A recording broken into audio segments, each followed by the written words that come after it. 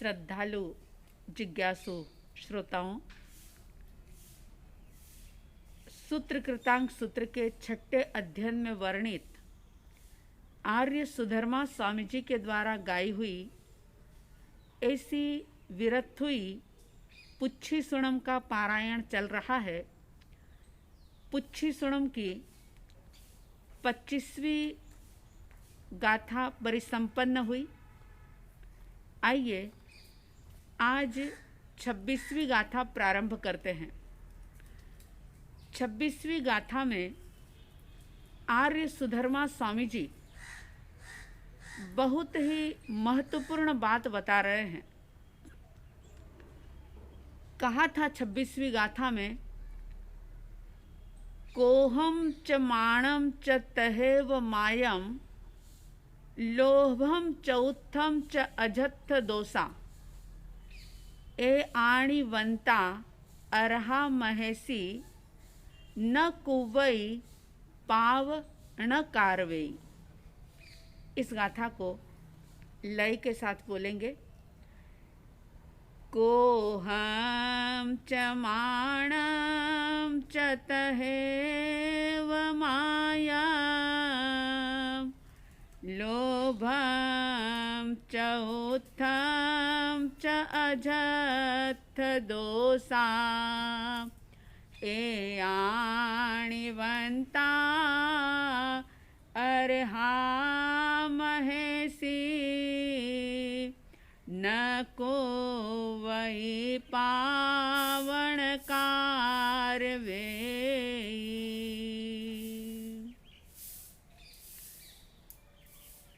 ये 26वीं गाथा जिसका लाभ पूर्वाचार्य भगवंतों ने बताया कि इस गाथा का पारायण करने से, इसका स्वाध्याय करने से कषाय शांत होते हैं। 4 कषायों की बात इसके अंदर बताई है और इस गाथा का पारायण जितना ज़्यादा किया जाता है, कषायों की शांति होती है।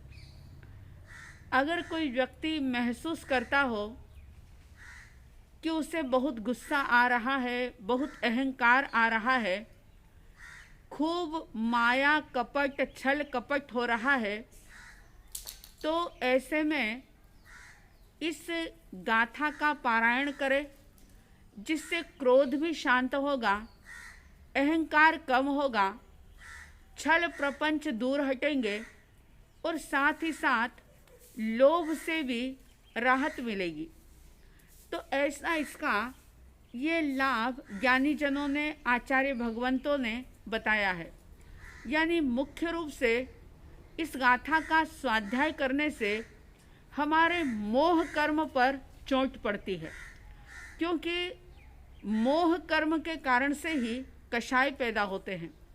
जिसका जितना तगड़ा मोह कर्म का बंध है, उसके अंदर में कषाय भी उतनी ही तीव्रता के साथ होते हैं। आइए इस गाथा की बात करते हैं। इसमें सुधर्मा स्वामी जी ने कहा, कोहम च माणम च तहेव मायम। पहले हम क्रोध की बात करते। कोहम यानी क्रोध। कोहम क्रोध, क्रोध एंगर, गुस्सा। ये क्रोध जो है वो इंसान को बेभान बना देता है। और आज के समय में छोटे से बच्चे से लेकर के तो बड़े लोगों तक सबको गुस्सा आता है। और क्रोध के कारण से, गुस्से के कारण से कलह पैदा होती है। अगर हम क्रोध का त्याग कर सकें तो बड़ी अच्छी बात है। लेकिन अभी हम बात करेंगे कि इसको थोड़ा सा कंट्रोल में कैसे किया जाए, क्रोध को हम कंट्रोल में कैसे करें, क्योंकि पूर्णतया कषायों की उपशांति 12वें गुण स्थान में होती है। पूर्णतया क्रोध, मान, माया और लोभ ये 12वें गुणस्थान में जाकर के पूरी तरह से क्षय होते हैं। जब तक हमारा चौथा, पांचवा, छठा या सातवां गुणस्थान है तब तक कषाय रहते हैं, मौजूदगी रहती है कषायों की। और जहाँ अज्ञान होता है, जहाँ स्वाध्याय नहीं होता, वहाँ व्यक्ति पग पग पर, बात बात में उबलने का अपना एक प्रकार से नेचर बना लेता है, प्रकृति बना लेता है। कई बार ऐसा भी होता है कि आपस में विचारों का तालमेल ना हो तो भी व्यक्ति को गुस्सा आ जाता है। अगर उसकी इच्छाएं बहुत ज़्यादा है और उन इच्छाओं की पूर्ति अगर नहीं हो पा रही है तो भी व्यक्ति गुस्सा कर लेता है। ध्यान रहे, गुस्सा तो आ सकता है, आएगा, क्योंकि अभी वो ऊंची स्टेज, गुणस्थान की उच्च भूमिका को प्राप्त नहीं किया है। इसलिए गुस्सा आना बिल्कुल सहज है, आ सकता है, क्योंकि मोह कर्म मौजूद है। मैं गुस्से का अनुमोदन नहीं कर रही हूँ, कषायों का अनुमोदन मैं नहीं कर रही। आप मेरी बात को थोड़ा गहराई से सुनने और समझने की कोशिश करना। मेरा कहने का मतलब यह है कि जब तक मोह कर्म की मौजूदगी है, कषाय रहेंगे, कभी दबे हुए रहेंगे, कभी उदय रूप में रहेंगे, कभी प्रकट रूप में रहेंगे, कभी अप्रकट रूप में रहेंगे, लेकिन कषाय रहेंगे। तो जब उसका उदय होगा, जब क्रोध कषाय का उदय होगा, तो छोटा सा कोई निमित्त मिलेगा और व्यक्ति को गुस्सा आ जाएगा, क्रोध आ जाएगा। अगर जागरूकता है, अगर सजग है हम, और हमने पक्का प्रण कर लिया है कि जो हमारे मोह कर्म का कषाय, क्रोध कषाय का जो उदय आया है, वो हम उसका परिणाम भोगेंगे, लेकिन उसके निमित्त से नया कर्म का बंधन नहीं करेंगे। अगर इतनी सजगता, सावधानी और संकल्प अगर कोई व्यक्ति करता है तो भी ये जीवन की बहुत बड़ी उपलब्धि होगी। क्योंकि पुच्छी सुणम की पिछली गाथाओं में मैंने ये बात भी बताई थी कि हमारा लक्ष्य ये रहे कि जो हमने अज्ञान दशा में कर्मों को संचित किया है, उनके हम निर्जरा करें, उनसे अपने आप को खाली करें और नए कर्म न बांधें। आप बोलते हैं, इस बृहद आलोचना के अंदर भी आप सुनते हैं, बोलते हैं कि छूटू पिछला पाप से नवा न बांधू कोई। अगर ये लक्ष्य बन गया है तो फिर क्या करना होगा? अगर हमारे मन मुताबिक कोई काम नहीं हो रहा है और उस समय में हमारा तत्व ज्ञान प्रखर नहीं बन पा रहा है, यानी तत्व ज्ञान का सहारा हम नहीं ले सकते, तो सिर्फ मेरी एक छोटी सी बात ध्यान रखें कि जब क्रोध मोहनीय कर्म का उदय हो, जब गुस्सा आ रहा हो, तो उस समय अपने मुंह को बंद कर लें, मौन कर लें। और फिर भी अगर आप नहीं रह सकते हैं तो, और गुस्सा आप कर ही रहे हैं, तो एक बात और ध्यान रखें कि क्रोध कषाय कलह का रूप ना ले। क्रोध ही रहे, कलह ना हो, क्योंकि कलह के अंदर फिर सुलह होना बहुत मुश्किल हो जाता है। और जहाँ कलह होता है, क्लेश होता है, वहाँ पर बिल्कुल शांति खत्म हो जाती है, आनंद खत्म हो जाता है। घर जिसको कि स्वर्ग कहा जाता है, वो स्वर्ग जैसा घर भी नरक बन जाता है। तो इतना ध्यान रखें कि क्रोध कलह का रूप ना ले, क्लेश का रूप ना ले, सिर्फ अपने तक ही उसको सीमित रखें। क्योंकि भीतर में क्रोध है, गुस्सा है और मुंह भी खुल गया है, तो फिर वो क्रोध आप भी करेंगे, सामने वाला भी करेगा, तीसरा व्यक्ति भी करेगा, और ऐसे जो है दूसरों के क्रोध में भी आप निमित्त बनेंगे। तो इसके लिए क्या करना चाहिए? ज्ञानियों ने बड़े अच्छे उपाय बताए हैं। उन्होंने कहा कि जैसे क्रोध करते हो, गुस्सा करते हो, तो इतना ध्यान रखो कि कब करना और कितना करना,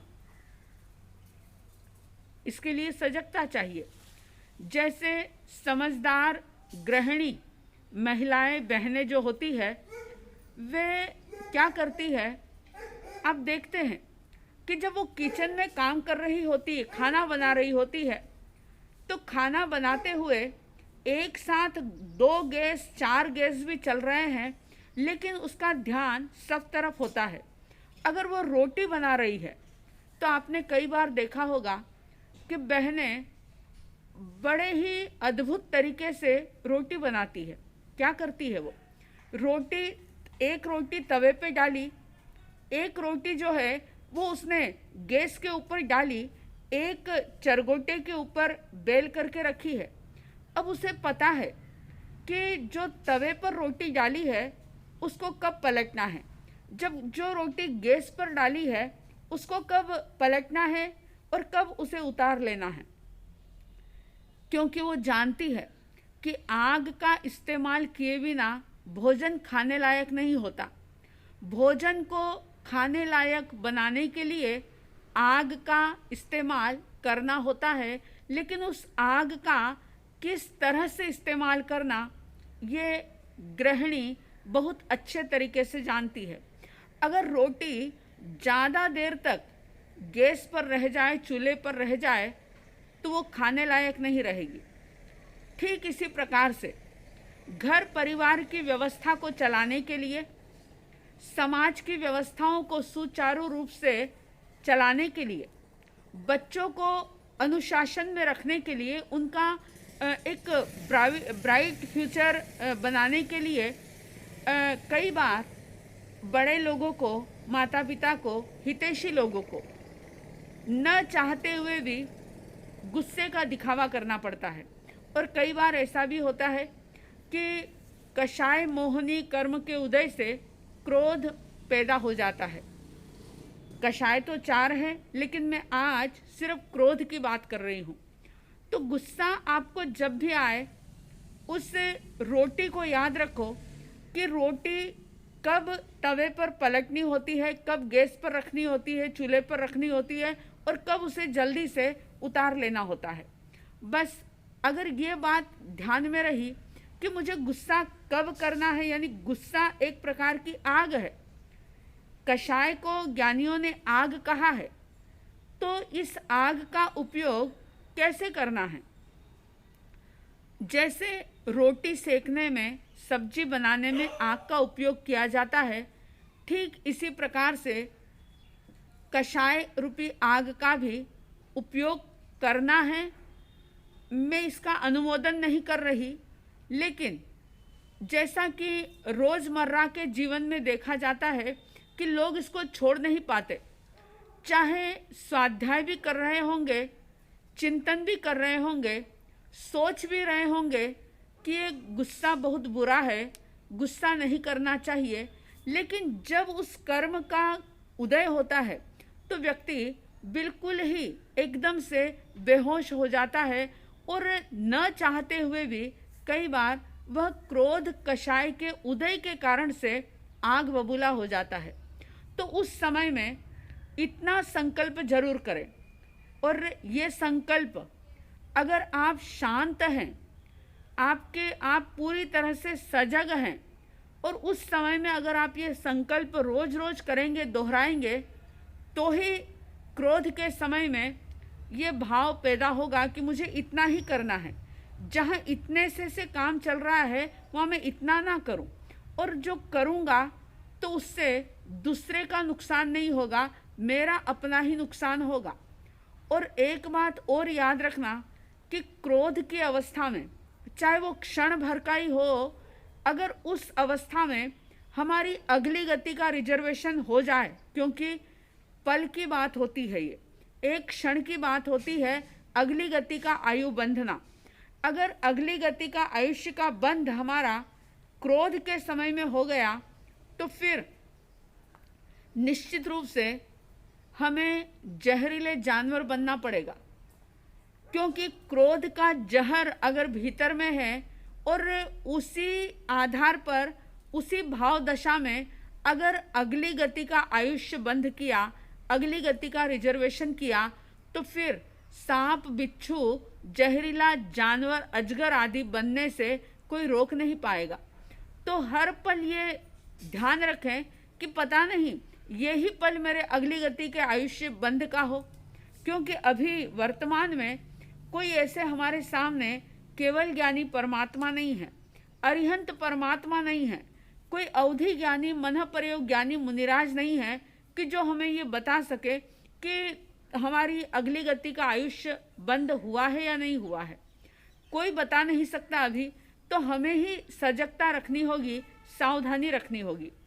तो क्रोध एक आग है और इस आग का उपयोग किस प्रकार से करना है, इसका विवेक जरूर जीवन में रखें और इस कषाय को पूर्णतया छोड़ने का रोज रोज संकल्प करें।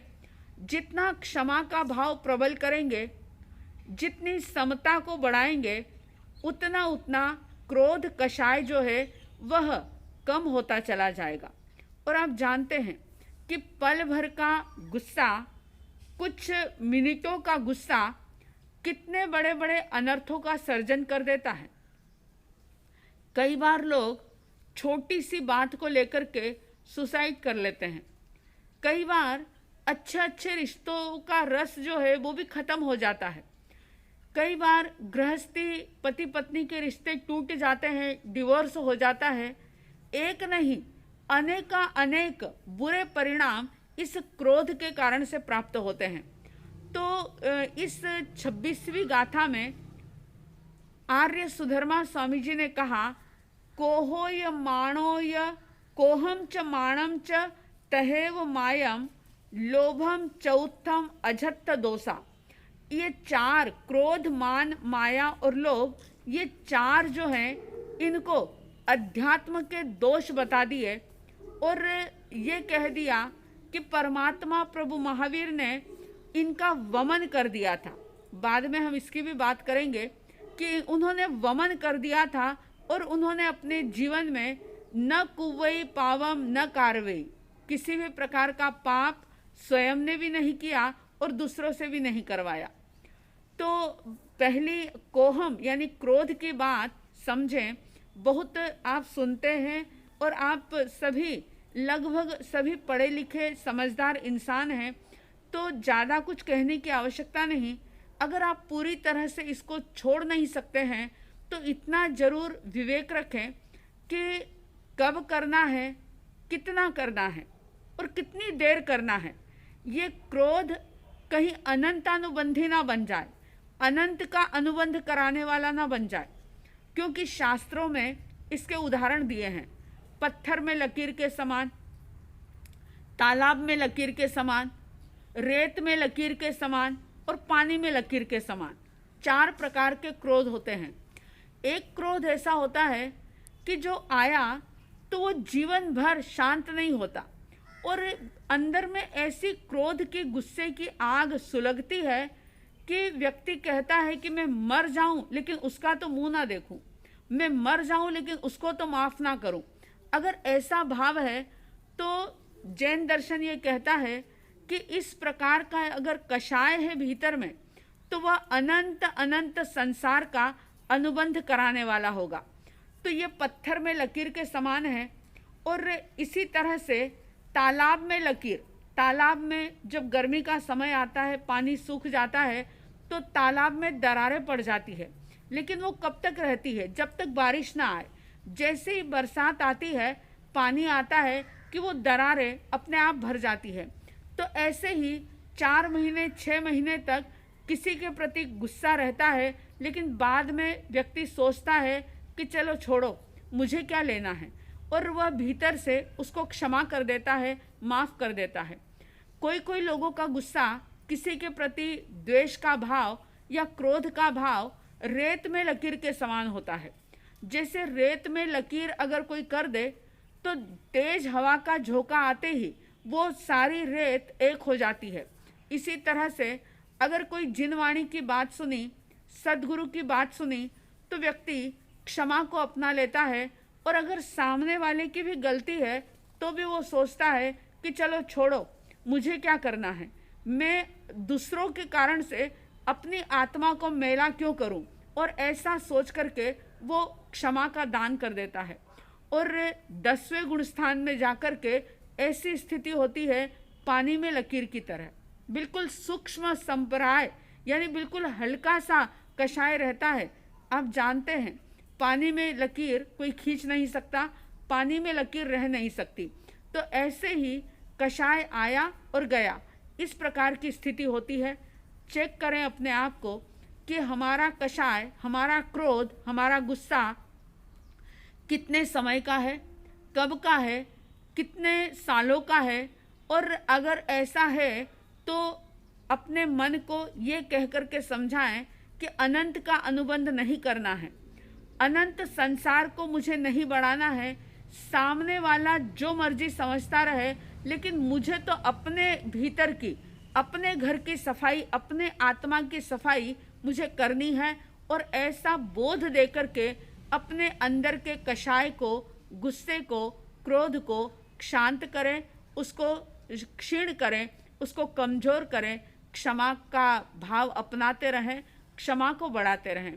आपके हमारे सबके भीतर में क्रोध कषाय शांत हो, खत्म हो, क्षमा का भाव निरंतर निरंतर प्रवर्धमान हो, ऐसा साध्वी द्वय की तरफ से हार्दिक हार्दिक शुभ मंगल कामना के साथ उस परमपिता परमात्मा महावीर का स्मरण करेंगे जिन्होंने इन कषायों को आँख कहा है और इनसे बचने का उपाय भी बताया है।